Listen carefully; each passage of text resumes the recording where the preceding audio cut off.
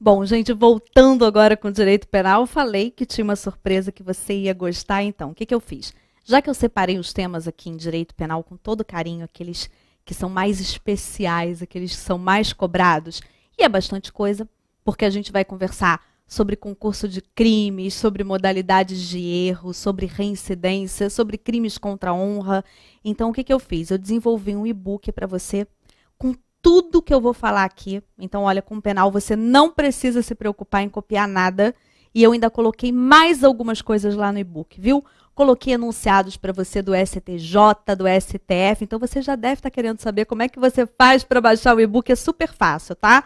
Você pode fazer isso até agora mesmo. Você vai entrar no www.oabpenal.com.br/ebook, tá? oabpenal.com.br/ebook. E aí você já consegue acessar, já consegue baixar o e-book com todas essas nossas dicas. E aí, vamos lá. O que a gente vai falar agora aqui, eu vou usar uma estratégia com você dos mapas mentais. Eu, inclusive, falo muito sobre os mapas mentais quando eu converso sobre neuroaprendizagem, sobre técnicas de estudo, principalmente para aqueles que têm um estilo de aprendizagem preponderante, visual. O mapa mental é incrível. Eu sou mais sinestésica, eu não sei você. Então, eu aprendo melhor com exemplo, com caso prático. A gente tem basicamente 3 estilos, né? Então, eu vou trabalhar aqui durante essa nossa aula de penal e no seu material você também vai ver muitos mapas mentais. E a gente vai justamente começar a conversar sobre concurso de crimes usando um dos nossos mapas mentais, tá? Então, vamos lá. Quando a gente fala de concurso de crimes, a gente está pensando no quê exatamente em direito penal? Quando uma pessoa, pode ser mais de uma pessoa também, não importa, mas quando pratica 2 ou mais crimes. Então, nós temos mais de um delito. Concurso de crimes significa, portanto, uma pluralidade de crimes. Eu posso ter uma pessoa praticando um homicídio, praticando uma lesão corporal, ou então praticando uma extorsão e um roubo, enfim. Ela pratica 2 ou mais crimes. E o nosso Código Penal traz para a gente 3 modalidades de concurso de crimes. Mas tem uma delas que eu quero explorar mais com você, porque ela cai muito na nossa prova, porque nós temos uma classificação dentro dessa modalidade, que é o concurso formal. É a modalidade de concurso que está no artigo 70 do nosso Código Penal. Então, vamos lá. Quais são as 3 modalidades? O artigo 69, que é o chamado concurso material. O artigo 70, que é o concurso formal. E o artigo 71, que é o crime continuado. Por mais que tenha essa nomenclatura aqui, viu, no singular, isso é uma mera ficção jurídica. Portanto, na verdade, o que nós temos aqui é o seguinte: 2 ou mais crimes em continuidade delitiva. Então, eu posso falar, por exemplo, de 5 estelionatos praticados pelo agente em continuidade delitiva. Isso significa que naquela prática criminosa, durante aqueles 5 crimes, foram preenchidos todos os requisitos que o artigo 71 vai trazer para a gente. Viu que eu falei para você em 5 estelionatos? Porque os crimes, eles precisam ser da mesma espécie, devem ser praticados nas mesmas condições de tempo. Então, tem um espaço aproximado de 30 dias entre um e outro, entre o primeiro e o segundo e o terceiro, e assim por diante. Eles devem ser praticados nas mesmas condições de lugar, ou seja, na mesma região metropolitana. Eles devem ter uma relação de continuação entre eles. Por isso que o artigo 71 diz para a gente que os subsequentes, ou seja, os posteriores, eles devem ser havidos como continuação do primeiro. Então, olha, dentre essas modalidades aqui, você vai perceber que se a gente olhar para o concurso material e para o crime continuado, eles têm uma característica em comum. Qual é essa característica? Olha aqui, ponto em comum, mais de uma ação ou omissão, né? Ou seja, mais de uma conduta. Inclusive, você está com o seu Código Penal já aí aberto? Pega o Código Penal agora, né? Você estava no ECA, agora sai do ECA, vai para o Código Penal. Eu queria que você comparasse, olhasse rapidamente para o artigo 69 e para o 71. Você vai ver que os dois começam iguaizinhos.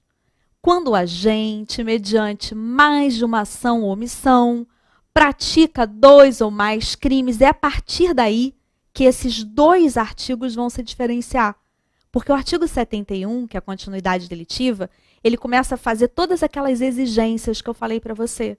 Os crimes precisam ser da mesma espécie, nas mesmas condições de tempo, de lugar, maneira de execução e outras semelhantes. Os subsequentes têm que ser havidos como continuação do primeiro. Então, qual que tem que ser o seu raciocínio na prova? Vamos lá, você se deparou com um caso concreto, com sua questão prática, olhou para a questão e viu que tem mais de um crime, o que você já vai pensar? Caramba, aqui tem aquele instituto que a Cris conversou, tem concurso de crimes. Então, o que você tem que procurar em seguida na questão? Quantas condutas foram praticadas? Ah, Cris, foram 2 condutas. Ele matou uma pessoa e depois ele extorquiu uma outra pessoa. Então, se nós temos 2 condutas, concurso formal já não é. Por quê? Porque se eu olhar agora para o artigo 70, o artigo 70 ele vai se diferenciar das 2 outras modalidades. No artigo 70, no concurso formal, a gente tem, olha aqui, uma só conduta. O agente com uma só conduta, ele vai conseguir atingir 2 ou mais resultados, 2 ou mais crimes. Portanto, olha só, se a pessoa matou uma e em seguida ela extorquiu outra, ela já praticou 2 condutas diferenciadas. Então, eu poderia estar falando ou do artigo 69 ou do artigo 71. Só que para eu descobrir na prova se é um ou se é outro, o que eu vou fazer? Eu quero que você lembre disso. Você vai chegar ao concurso material só por exclusão, combinado? Então vamos lá. Viu na prova que tem mais de um crime. Já sabe que é concurso de crimes, ok? Até aí tudo bem? Beleza. O que você vai perguntar em seguida? Quantas condutas foram praticadas? Cris, eu percebi que foram 2 ou mais. Bom, então eu estou entre concurso material e crime continuado. Só que você vai lembrar na hora da prova do quê? Concurso material, você chega por exclusão. Então, se você chega por exclusão nele, você vai procurar primeiro o crime continuado. Você vai olhar para a questão e vai ver se tem todos aqueles requisitos que o artigo 71 exige. Se os crimes são da mesma espécie, no exemplo que eu te dei, já não são. Porque para a nossa doutrina majoritária, para a nossa jurisprudência majoritária, crimes da mesma espécie são aqueles que estão no mesmo tipo penal. Homicídio e extorsão não estão. É artigo 121 e artigo 158. Então, aí eu poderia chegar no concurso material. Por exclusão, ou seja, não é artigo 71. O 70 também não é. Porque o 70, o concurso formal, é uma só conduta. Então, aí sim eu cheguei na possibilidade do concurso material de crimes. Agora, olha só. Esse aqui, estatisticamente falando, ele é o que até hoje já caiu mais na nossa prova. Lógico que eu te falei algumas coisas sobre esse, porque eles podem aparecer, claro. Agora, vamos lá. Em se tratando de concurso formal, quando a gente olha rapidamente para o artigo 70, ele parece ser muito fácil de se descobrir na prova. Por quê? Porque ele tem essa característica que diferencia ele do concurso material e do crime continuado. O agente ele vai alcançar 2 ou mais crimes com uma só conduta. Só que o que você precisa prestar atenção é o seguinte. Esse concurso formal, ele tem uma divisão. O artigo 70, ele vai se dividir claramente em 2 partes. Se você olhar para o artigo 70 agora, você vai perceber isso. Valendo o artigo 70, tem uma hora que ele diz assim, as penas aplicam-se, entretanto, cumulativamente. Cris, como assim? Vamos lá. Via de regra, o chamado concurso formal, ele traz como consequência a regra de exasperação de pena. O que é isso? A pessoa, imagine que ela cometeu 3 crimes, tá? Em concurso formal. Ela vai receber, por exemplo, a pena dos 3 homicídios que ela praticou? Não. Ela vai receber uma só pena aumentada de 1/6 até metade.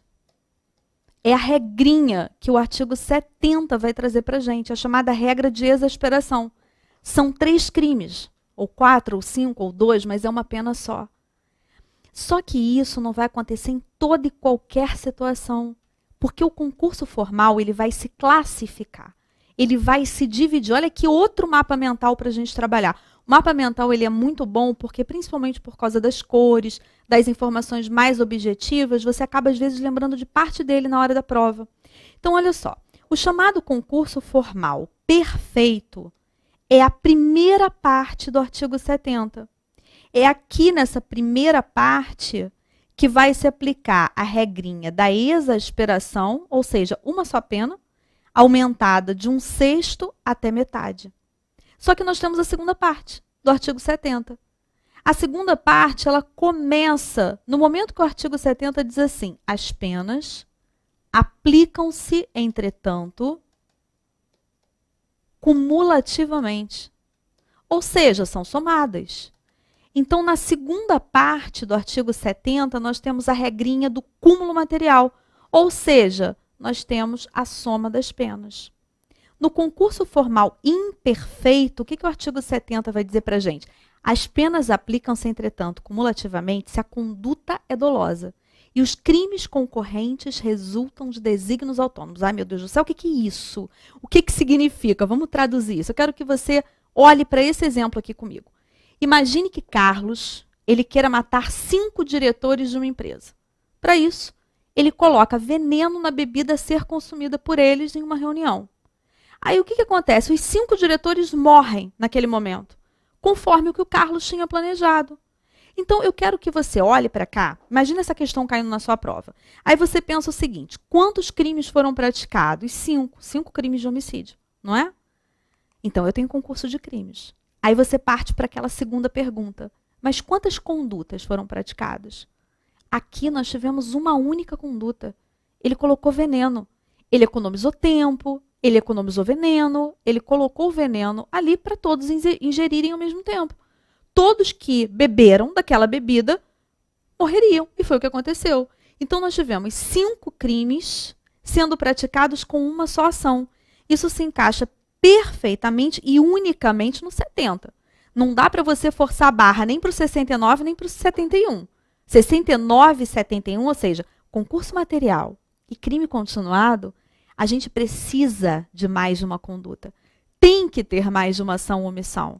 Só que o concurso formal, ele se divide em 2 partes. Aqui eu quero saber de você se a gente vai aplicar a regra da exasperação ou se a gente vai somar a pena desses 5 homicídios. Aqui a gente vai somar, porque aqui é a segunda parte do artigo 70. Veja, Carlos praticou uma conduta dolosa. Quando ele colocou o veneno, o que ele queria? Matar. E ele tinha desígnios autônomos. O que significa ter desígnios autônomos? Querer cada um dos resultados. Então, ele queria a morte do diretor 1, do diretor 2, do diretor 3, do diretor 4 e do diretor 5. Quando a gente coloca em exemplo, fica mais fácil de perceber. Nós tivemos aqui, então, uma conduta dolosa, colocar o veneno, e desígnios autônomos, querer a morte de cada um dos diretores. Essa segunda parte do artigo 70 vai ter uma regrinha que eu diria que é um tanto quanto justa. Nós não poderíamos beneficiar com a regra da exasperação aquele que simplesmente quis todos os resultados, mas quis economizar tempo, quis economizar munição. Então, para ele, a gente não aplica a regra da exasperação. Esse exemplo aqui é justamente uma modalidade de concurso formal impróprio, também chamado de concurso formal imperfeito. É quando eu quero cada um dos resultados, muito embora eu pratique uma só ação ou omissão. Então, eu somo as penas. Agora, olha comigo para esse segundo exemplo aqui. Imagine que Pedro queira matar José. Pedro atira em José. Mas, devido à arma ser muito potente, outra pessoa é atingida. Ou seja, o Pedro ele matou José e matou uma outra pessoa que passava pelo local. Ele matou 2 pessoas com uma só ação. Só que, veja bem, ele só teve dolo em relação ao José. A outra pessoa que estava passando, em momento nenhum, ele quis atingir. Então, olha, ele teve morte, ele teve dolo em relação à morte de José e ele teve culpa em relação à morte da pessoa que passava. Aqui nós temos uma hipótese da primeira parte do artigo 70, do chamado concurso formal perfeito, concurso formal próprio. Vamos voltar para o nosso mapa mental para você poder visualizar isso no mapa mais uma vez? Olha aqui. Concurso formal perfeito. Eu tenho 2 possibilidades. Ou o agente ele tem dolo em um resultado e culpa nos demais. Foi o exemplo que eu te dei agora. Pedro queria matar o José, dolo. Mas acabou matando uma outra pessoa, também culpa. Então, ele tem dolo em um, culpa no outro. Poderia ainda ser uma hipótese de culpa em todos os resultados.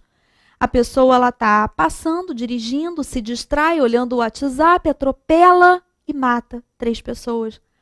A conduta foi uma só, mas nós tivemos quantos crimes? 3.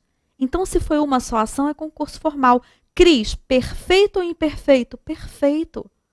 A gente só vai pensar no concurso formal imperfeito na segunda parte do artigo 70, que traz como consequência a soma das penas, se a pessoa teve uma conduta dolosa e desígnios autônomos.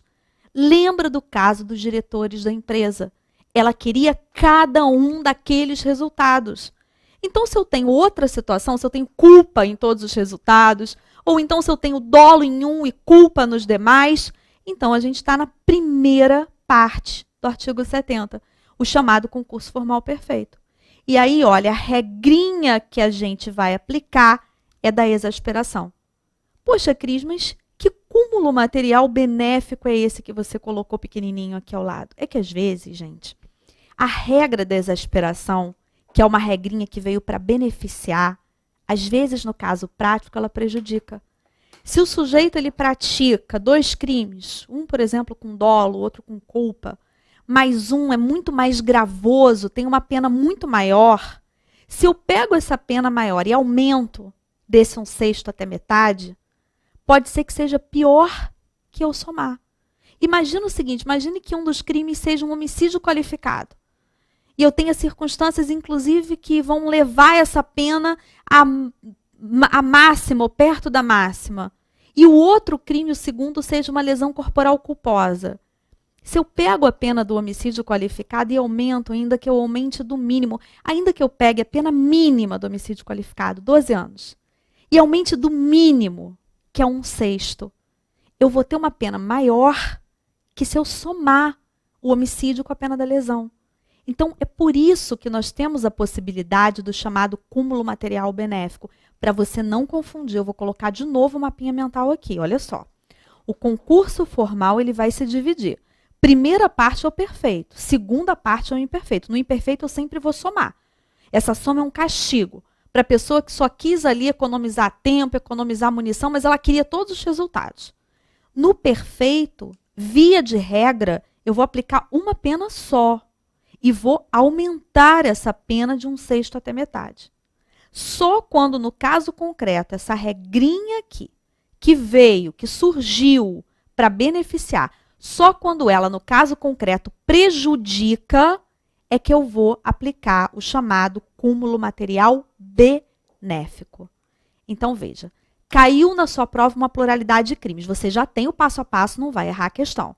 Você vai olhar, tem pluralidade de crimes, já sei que é concurso de crimes, maravilha, agora eu vou buscar quantas condutas foram praticadas. Se foi uma só conduta, já sei que é concurso formal. Só preciso saber se é o quê? Perfeito ou imperfeito. Agora, se eu tenho 2 ou mais condutas, aí eu vou transitar entre concurso material e crime continuado. Primeiro eu foco ali no crime continuado, porque ele beneficia. No crime continuado, a gente também usa a regrinha de exasperação. Agora, se eu perder algum benefício do crime continuado, aí por exclusão eu chego em qual? No concurso material. Gente, é fácil. Se seguir o passo a passo, é quase um raciocínio objetivo, um raciocínio matemático, você chega à modalidade de concurso e acerta a questão. Veja bem, outro tema que eu trouxe aqui também para a gente trabalhar é uma diferença que confunde muita gente, mas você não vai se confundir, entre erro na execução e erro sobre a pessoa. Primeiro ponto é o seguinte, em quais artigos do Código Penal essas modalidades de erro, que são modalidades de um chamado erro acidental, aparecem? O erro sobre a pessoa está no artigo 20, parágrafo 3º do Código Penal. E o erro na execução está no artigo 73. Cris, essas 2 modalidades aqui são as únicas de erro acidental? Não. Veja que eu ainda coloquei aqui para você o chamado resultado diverso do pretendido, que é o 74. Mas por que eu quero diferenciar com você esse aqui desse aqui? Por que eu quero focar nesses 2? Porque eles se parecem muito. eles possuem a mesma consequência.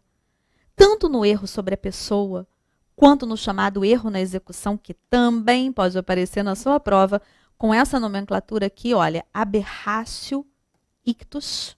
Tanto em um quanto em outro, o agente ele vai responder como se ele não tivesse errado. Como assim? Ué, ele vai atingir uma pessoa no lugar da outra, ao invés de atingir quem ele pretendia, ele vai atingir uma terceira, só que ele vai responder como se ele tivesse praticado crime contra quem ele pretendia atingir. E aí você pode pensar assim, caramba, Cris, se os dois são modalidade de erro acidental, se nos dois eu tenho a mesma consequência, por que eu vou perder meu tempo querendo diferenciar um do outro?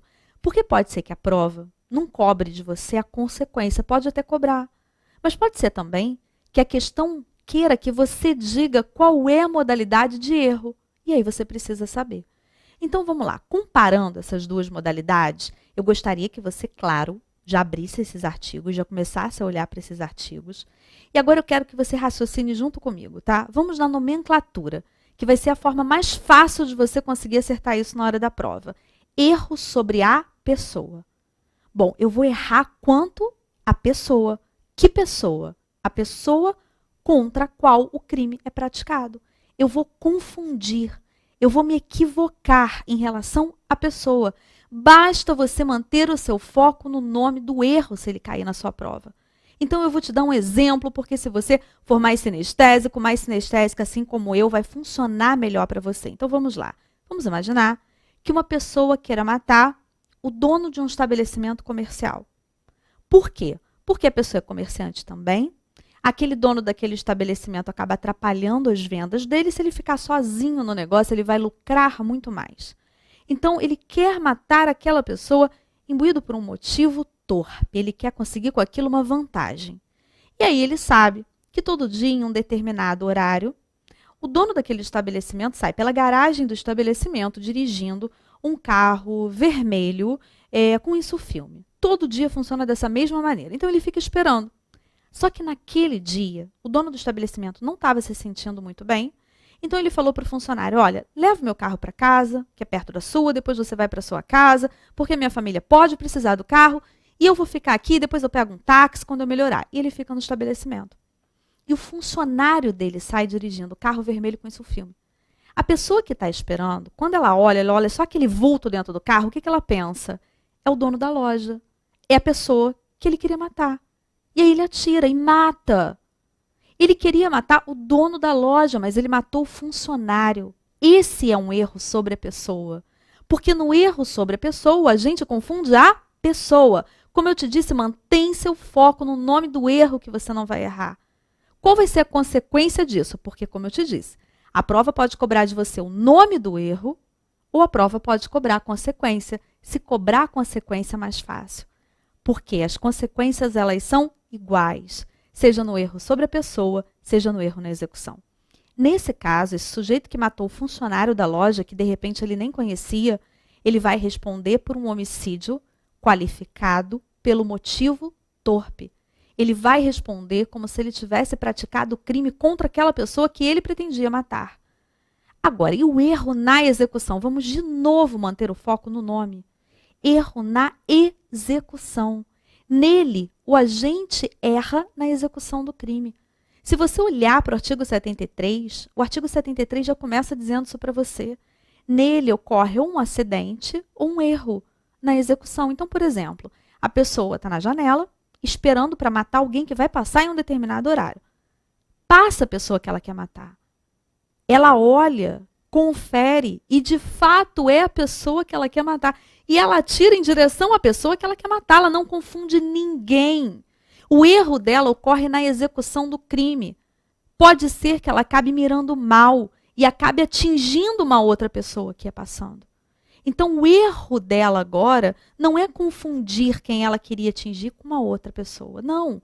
O erro dela agora é na execução do crime. É por um erro na mira ou é por um acidente que ela acaba, ao invés de atingindo o inimigo que ela queria, ela acaba atingindo um vizinho, ela acaba atingindo alguém que estava passando na hora.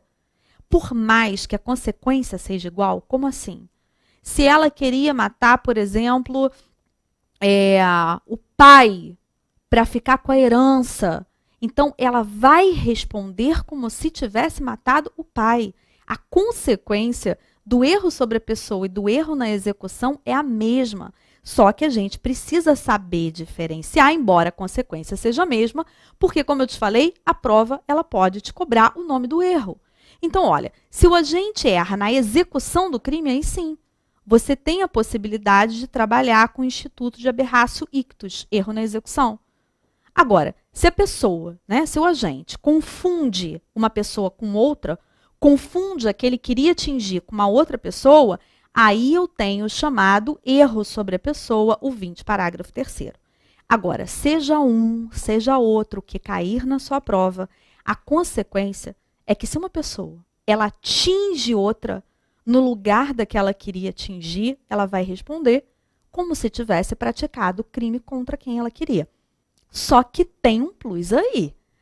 Porque, na verdade, no chamado erro na execução, se você olhar para o 73 como um todo, pode ser até que você já tenha feito isso aí, você vai perceber que, na verdade, no artigo 73, eu posso ter essa situação que eu acabei de exemplificar para você, um erro na execução com um só resultado. Como assim? A pessoa acerta um no lugar do outro. Nesse caso, ela responde como se tivesse atingido quem ela pretendia atingir. Mas e se nós tivermos o erro na execução com resultado duplo? Cris, como assim? Fácil, vamos lá. Vamos imaginar que a pessoa está lá escondidinha atrás da janela, atrás da cortina, esperando o pai chegar para matar o pai e ficar com a herança. Só que a pessoa escolheu uma arma muito potente. Então, quando ela atira para matar o pai, ela atira, ela atinge o pai, mas ela atinge também o vizinho que estava próximo ao local. Aquele projétil transpassa o pai e mata também o vizinho. Isso está lembrando a você alguma coisa que a gente acabou de estudar? Claro. Porque, veja bem, essa pessoa, ela com uma só ação, a ação de atirar, ela produziu quantos crimes? 2. Um homicídio doloso contra o pai e um homicídio culposo contra o vizinho. Então, no chamado erro na execução com resultado duplo, ou seja, quando a pessoa, além de atingir quem ela pretendia, atinge também uma outra pessoa, ela vai responder pelos dois. Cris, aqui eu não substituo um pelo outro? Não. Porque, diferente do primeiro exemplo que eu dei a você, aqui nós tivemos 2 crimes. Aqui, essa pessoa alcançou 2 resultados. Então, aqui ela precisa responder pelos 2. E se ela, vamos lá, praticou 2 crimes com uma só ação, qual é a única modalidade de concurso de crimes que você pode pensar na hora da prova? Concurso formal. Então, quando nós temos o erro na execução com resultado duplo, em que o agente atinge quem ele queria, mas ele atinge também uma outra pessoa, ou seja, nós temos dolo em um crime e nós temos culpa no outro. Aplica-se a regrinha do concurso formal de crimes, ou seja, a gente volta lá para o artigo 70. E aí ele vai responder pelos 2 crimes, e aí vamos lá, concurso formal perfeito ou concurso formal imperfeito? Lembra que no concurso formal imperfeito ou impróprio a gente tem que ter dolo e desígnios autônomos? Tem que querer cada um dos resultados? Não foi assim aqui nesse exemplo. Logo aqui nós temos o chamado concurso formal próprio, concurso formal perfeito. Então, seja no erro sobre a pessoa, no erro na execução com resultado único, a consequência é igual. Agora, no erro na execução, no aberratio ictus, com resultado duplo, aí nós teremos concurso de crimes, nós teremos o concurso formal de crimes. Tem um outro ponto muito, muito importante que está lá no nosso e-book, que eu trouxe aqui para a gente conversar, que é a reincidência, tá? Então, vamos lá. Sobre reincidência, a primeira coisa que você precisa saber é o seguinte: onde que a reincidência ela é considerada? O que ela significa? De nada adianta a gente ler o artigo 63, olhar para o artigo 63, se a gente não sabe em que momento isso funciona, isso vai ser considerado em direito penal. E a reincidência, ela vai ser considerada na hora da dosimetria, da aplicação da pena. Quando o juiz ele realiza a dosimetria da pena, ele segue o chamado critério trifásico. Então, ele vai aplicar a pena em 3 fases. Na primeira fase, ele vai considerar as chamadas circunstâncias judiciais, que estão no artigo 59 do nosso Código Penal. Então, se você olhar aí, culpabilidade, antecedentes, conduta social, personalidade, comportamento da vítima. Na segunda fase, para fixar a chamada pena intermediária, então aqui é pena base.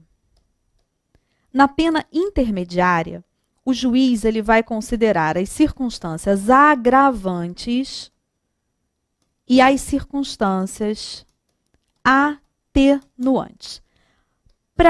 Na terceira fase da dosimetria da pena, ele considerar as causas de aumento e as causas de diminuição. Crise, se me der um branco na hora da prova com essas fases da dosimetria da pena. Tem um método mnemônico para você diferenciar a segunda fase da terceira. Então, segunda, número 2, 2 palavras. Circunstâncias agravantes, circunstâncias atenuantes. Terceira fase, número 3, 3 palavras. Causas de aumento, causas de diminuição. Cris, o que isso tem a ver com reincidência? Tudo. Porque a reincidência ela é considerada aí na dosimetria da pena, ela é considerada na segunda fase, porque ela é uma circunstância agravante. E aí a gente precisa agora saber o que é a reincidência. E o artigo 63 ele vai dizer o seguinte para a gente. Verifica-se a reincidência quando o agente comete novo crime, depois de transitar em julgado a sentença que no país ou no estrangeiro o tenha condenado por crime anterior. Só que veja bem, não é só o artigo 63 do Código Penal que traz para a gente o conceito de reincidência. Nós temos também reincidência no artigo 7º da Lei de Contravenções Penais. Você vai ver no e-book que eu deixei para você, que eu desenhei todas as linhas do tempo para você. Dessa situação de reincidência e das duas situações de reincidência que a Lei de Contravenções Penais vai trazer para a gente. Que é o seguinte, olha, a prática de um crime, a sentença condenatória transitada em julgado por esse crime e a prática posterior de uma contravenção penal. Ou ainda, segundo a situação trazida na Lei de Contravenções Penais, o agente pratica uma contravenção na vida dele, aí ele é condenado com trânsito em julgado por essa contravenção. Contravenção tem que ser no Brasil, a gente não considera contravenção ocorrida em território estrangeiro, e aí ele pratica uma nova contravenção penal. Então, raciocina comigo. Quantas situações, se a gente for desenhar uma linha do tempo, a gente pode ter em termos de reincidência? 3. 3 situações. A do Código Penal, que seria o sujeito praticou um crime, foi condenado com trânsito em julgado por esse crime que ele cometeu e depois ele praticou um novo crime. Essa é a situação que o artigo 63 do Código Penal descreve para a gente. Cris, coloque isso para mim numa linha do tempo bonitinha. Olha, está aqui. E lá no material eu coloquei para você mais as outras 2 situações da Lei de Contravenções Penais. Então, olha, o sujeito ele praticou um crime. Por exemplo, ele praticou um furto. Aí houve a sentença condenatória transitada em julgado. Por qual crime? Por esse furto. Posteriormente a isso, ele foi cometer um roubo. Ah, não precisa ser o mesmo crime? Não. Quando nós temos o mesmo crime, então se ele praticasse um furto, fosse condenado com trânsito em julgado por esse furto, e depois ele cometesse outro furto, aí nós teríamos a chamada reincidência específica. Mas a reincidência não tem que ser específica. Portanto, esse exemplo que eu coloquei aqui para você é de reincidência. Só que a gente precisa tomar alguns cuidados, tá? O primeiro, logicamente, é saber essas 3 situações. Porque é sabendo essas 3 situações que você consegue identificar na hora da prova que não pode ser reincidência. Então, imagine o seguinte, imagine comigo que a pessoa praticou uma contravenção penal, ok? Aí, depois que ela praticou essa contravenção penal, ela foi condenada com trânsito em julgado. pela contravenção penal. E depois disso, ela cometeu um crime. Então, ela cometeu uma contravenção penal de vias de fato, foi condenada por essa contravenção penal e depois cometeu um crime de furto, por exemplo. Essa pessoa, ela é reincidente? Não. Vamos lá. Reincidência é um tema que não basta você ouvir uma única vez, assistir a aula e pronto, você vai lembrar perfeitamente na hora da prova. Geralmente é um tema que você tem que digerir. Alguns temas a gente precisa digerir. Alguns temas são mais desafiadores. Esse aqui é um deles. Então você precisa voltar a olhar essas linhas do tempo, prestar atenção no material, para aí sim você poder digerir e compreender o seguinte. Eu vou voltar no slide anterior. Se for um crime primeiro, uma sentença condenatória transitada em julgado depois e um novo crime posteriormente, eu tenho reincidência pelo Código Penal. No artigo 7º da Lei de Contravenções Penais, eu tenho mais duas situações. A pessoa praticou um crime antes, foi condenada e depois praticou uma contravenção. Ou então, praticou uma contravenção, foi condenada e praticou novamente uma contravenção. Mas a ordem contrária, Cris, qual ordem contrária? Ela praticou uma contravenção primeiro. Vou até mudar a cor aqui para você não se confundir, tá? Vou botar roxinho. Se a pessoa praticou uma contravenção penal, tá? Foi condenada, sentença condenatória transitada em julgado por essa contravenção, e posteriormente praticou um crime, isso aqui não é reincidência. Cris, por que isso não é reincidência? É muito simples. Porque não está no 63 do Código Penal e também não está no artigo 7º da Lei de Contravenções Penais. Eu tenho 3 linhas do tempo que caracterizam reincidência, as 3 que estão em vermelhinho. Mas essa que está em roxinho não é reincidência. Assim como, olha só, não é reincidência, vou deixar em roxo também, se a gente mudar a ordem das coisas. Imagina aqui comigo. A pessoa praticou um furto. Aí, depois do furto, ela praticou um roubo. Aí, só depois de ter praticado o furto e o roubo, é que ela foi condenada. Teve uma sentença condenatória transitada em julgado contra ela pelo furto que ela cometeu lá atrás. Presta atenção de novo, hein? Crime 1, crime 2. Sentença condenatória transitada em julgado pelo crime 1. Essa pessoa é reincidente? Não. Por quê? Olha de novo para o artigo 63. Verifica-se a reincidência quando o agente comete novo crime depois de transitar em julgado a sentença. Então, aqui, se eu olho para o furto e para o roubo, entre eles eu não tenho uma sentença condenatória transitada em julgado. Você percebeu? Então, o que significa isso? Que quando lá na frente o juiz for condenar essa pessoa pelo crime 2, pelo crime de roubo, ela não vai poder, o juiz não vai poder considerar essa pessoa como reincidente.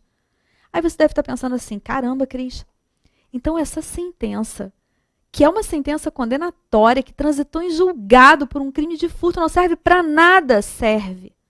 Mas serve na primeira fase da dosimetria da pena.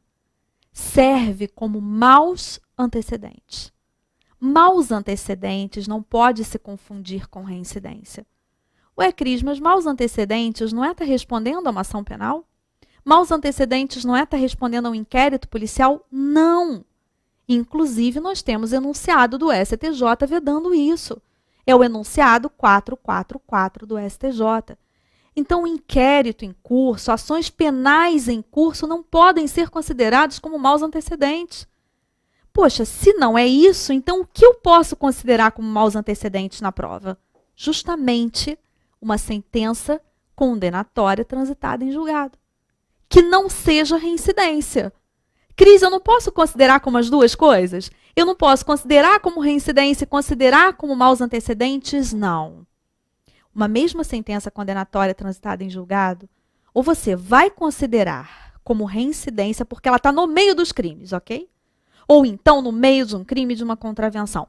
Ou seja, em uma das situações previstas ou no 63 do Código Penal, ou então no artigo 7º da Lei de Contravenções Penais. Agora, no que está em roxinho, praticou um furto, depois praticou um roubo, depois foi condenado pelo furto, aí essa sentença que não serve para mim como reincidência, eu posso usar como maus antecedentes. Enquanto a reincidência é na segunda fase, enquanto a reincidência é uma circunstância agravante, maus antecedentes é na primeira fase da dosimetria da pena. Só toma mais um cuidadinho. Eu vou voltar aqui para a nossa linha do tempo. Cuidado, não deixe de ler, eu coloquei no material também para você, não deixe de ler o artigo 64 do Código Penal. Porque o artigo 64, ele vai dizer para a gente quando que passa esse período, quando que passa o período em que eu posso considerar a reincidência. Então, depois desse período, eu não posso mais considerar alguém como reincidente. Como assim? Vamos lá. Vamos imaginar que a pessoa ela cometeu o crime de furto. Aí ela foi condenada pelo crime de furto. Cumpriu a pena dela. A pena dela foi extinta, acabou, pronto, não está mais cumprindo a pena. Daquele momento em diante, da extinção da pena, se ela passar um período superior a 5 anos sem delinquir, quando ela praticar o crime, quando ela praticar o furto, quando ela praticar o roubo ou qualquer outro crime, ela não será mais considerada reincidente. Então, o artigo 64, ele traz situações para a gente, uma delas é essa, em que nós vamos afastar a possibilidade de se considerar alguém como reincidente. Cuidado, eu vou voltar aqui na linha do tempo para te alertar da seguinte situação. Você não vai contar 5 anos daqui, ok? Você vai contar 5 anos da extinção da pena. Porque você não pode permitir que alguém deixe de ser reincidente ainda cumprindo a pena. Então, olha, imagina, a pessoa foi condenada pelo furto, vamos imaginar que ela foi condenada a 3 anos, tá? Ela foi condenada a 3 anos em 2012, ela cumpriu os 3 anos. Em 2015, ela acabou de cumprir a pena dela. É daqui que você vai contar. Então, olha, se foi em setembro de 2015, ela acabou de cumprir a pena dela. Aí ela vai voltar a delinquir em outubro de 2020. Ela não é mais reincidente. Passou o chamado período depurador. Então, a partir desses 5 anos, que repito, você vai contar da extinção da pena, a pessoa não é mais considerada como reincidente. Cris, muita informação, muita linha do tempo, muita coisa, não consegui digerir isso tudo. Não tem problema nenhum. Você vai pegar no material, você vai voltar a essas linhas do tempo, ou você vai voltar à leitura do artigo 63 e do artigo 7º, porque esse realmente é um daqueles temas em que a gente precisa repetir para entender. E agora a gente vai passar ao nosso último ponto, que na verdade vai envolver 3 crimes. 3 crimes contra a honra: a calúnia, a difamação e a injúria. Artigos 138, 139 e 140. Primeira coisa que eu queria que você fizesse é olhar para esses artigos. Ainda que você não leia agora detalhadamente, deixe isso para daqui a pouco, mas eu quero que você olhe rapidamente para os 3 artigos. Nós temos aqui algumas características em comum, lógico. Por exemplo, os 3, o 138, o 139 e o 140, eles vão ofender o bem jurídico honra. Só que o problema é quando vem uma situação na prova que faz com que muita gente confunda, por exemplo, calúnia com injúria, difamação com injúria. Por exemplo, se na sua prova cair que o Mário chamou o João de estelionatário e assassino, que crime o Mário cometeu? Então, antes da gente responder essa pergunta, vem comigo aqui, vamos olhar para esse nosso esqueminha e vamos perceber o que existe em comum entre alguns dos crimes contra a honra. Olhando rapidamente para o artigo 138, você vai perceber que o agente, ele imputa a alguém falsamente, então ele sabe que não é verdade, um fato definido como crime. Se você olha para o 139 também tem a palavrinha fato. Só que é um fato ofensivo à reputação. Então, vamos lá. Qual é o primeiro aspecto em comum que você tem entre esses 2 primeiros crimes contra a honra? A imputação de fato. Então, eu preciso saber o que é fato. Fato é um acontecimento. Logo, entenda uma coisa, guarde isso para a sua prova e não esqueça, por favor. Para eu ter calúnia ou difamação, eu não posso simplesmente xingar alguém. Chamar uma pessoa de assassino, de estelionatário, de furtador, não pode ser jamais calúnia ou difamação. Cris mais furtador é aquele que furta, então comete um crime. Assassino é aquele que mata, então comete um crime. De novo, imputação de acontecimento. Eu não posso dizer apenas que a pessoa é assassina, eu tenho que dizer que ela matou alguém. Eu, sabendo que ela não matou, eu tenho que dizer que ela matou. E precisa ser um fato determinado. Eu não posso, por exemplo, dizer assim, fulano vive de abortos, porque esse não é um fato determinado. Mas se eu disser que o fulano tem uma clínica de aborto na avenida tal, no bairro tal, e lá trabalha de segunda a sexta-feira, de 9 às 17 horas, cometendo aborto, nem precisa ser tão detalhado assim. Mas, enfim, agora, para não deixar dúvida, eu dei a você um fato detalhado, um acontecimento determinado. Então, para nós falarmos em calúnia e difamação, é isso que você tem que olhar na prova. Lembra do exemplo que eu dei para você? Então, olha, xingamento é injúria. Não tem fato. Se na sua prova cai um exemplo dizendo que em uma briga, numa reunião de condomínio, dentro do elevador, numa festa na rua, numa rede social, uma pessoa xingou a outra, isso não pode ser calúnia nem difamação, porque xingamento não é imputar fato. No material que eu deixei para você, eu não só diferenciei esses crimes contra a honra, como eu ainda coloquei a distinção, por exemplo, para crime de preconceito, para você não confundir nenhuma situação semelhante que possa aparecer na prova. Mas olha, para eu falar em calúnia ou difamação, não basta imputar fato. Esse é o primeiro ponto em comum entre eles. Eu tenho um segundo ponto em comum. Ofensa à honra objetiva. O que é honra objetiva? Honra objetiva significa o que as pessoas construíram a meu respeito na cabeça delas. A Cris é isso, a Cris é uma pessoa honesta, a Cris é uma pessoa, enfim. É o que as pessoas pensam de mim. Quando há o crime de calúnia ou de difamação, eu preciso ofender essa honra objetiva. Então, reflete comigo. Como que eu posso ofender a honra objetiva?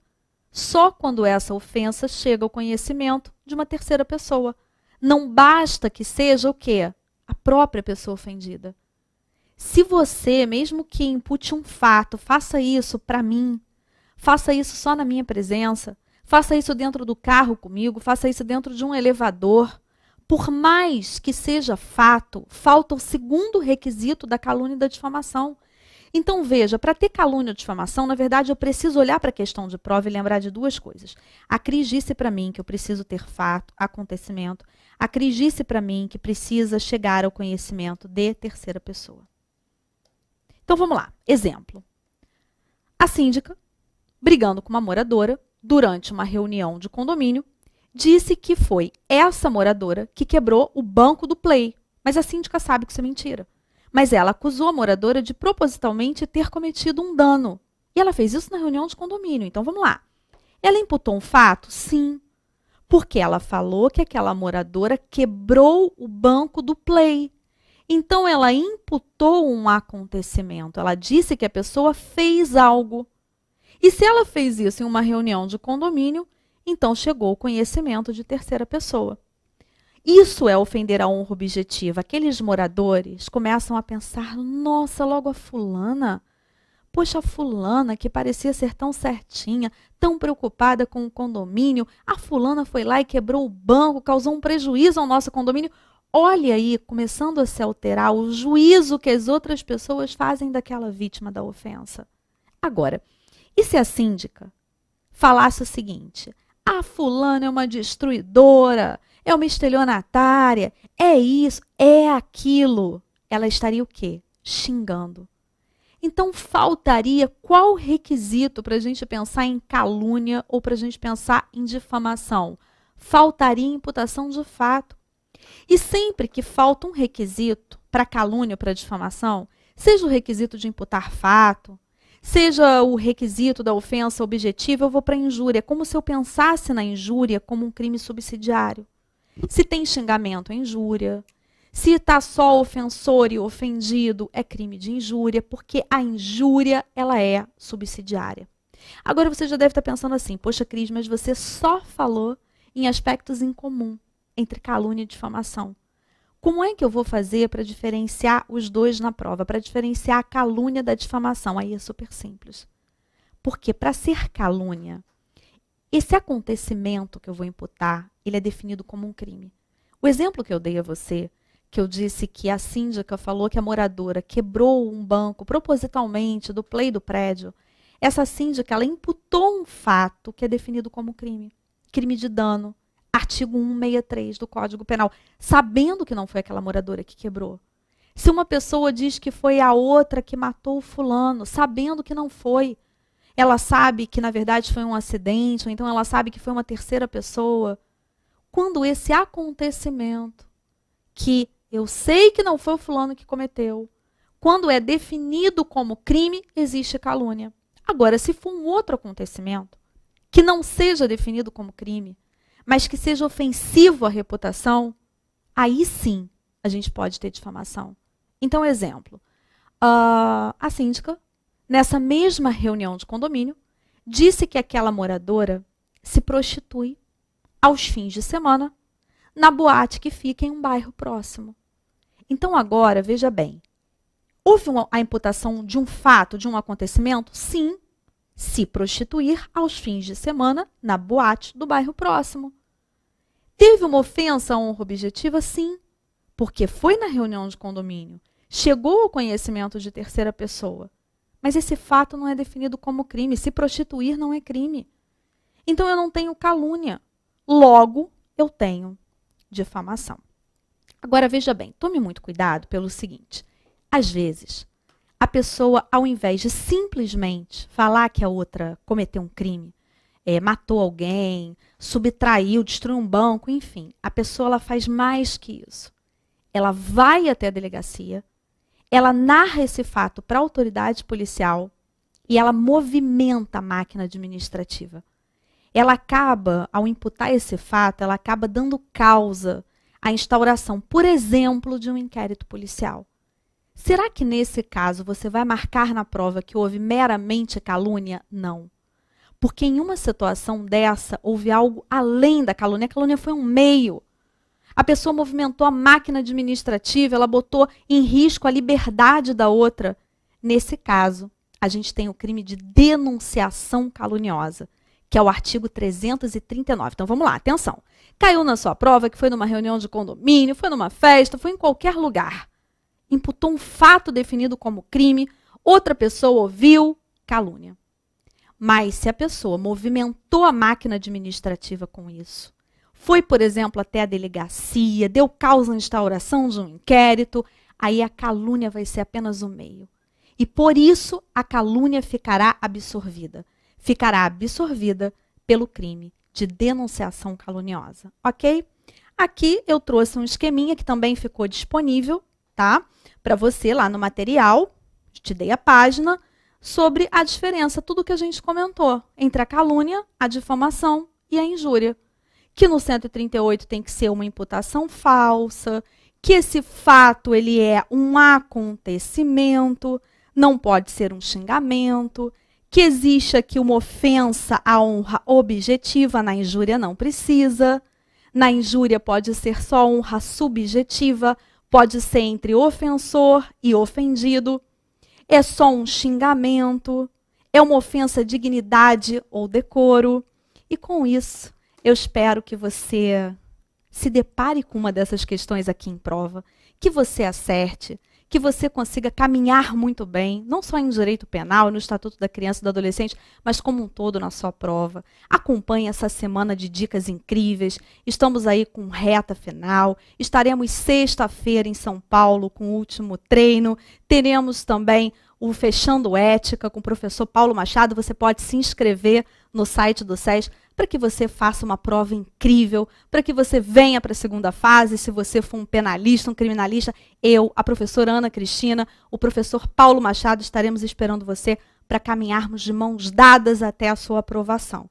E, se for em outra disciplina, toda a nossa equipe está aqui disponível para ajudar você a chegar nesse seu objetivo profissional, chegar na sua caminhada profissional. Foi um prazer incrível estar aqui com você, que você faça uma prova maravilhosa no domingo, que tudo dê certo e conte comigo, viu? Beijo enorme no seu coração.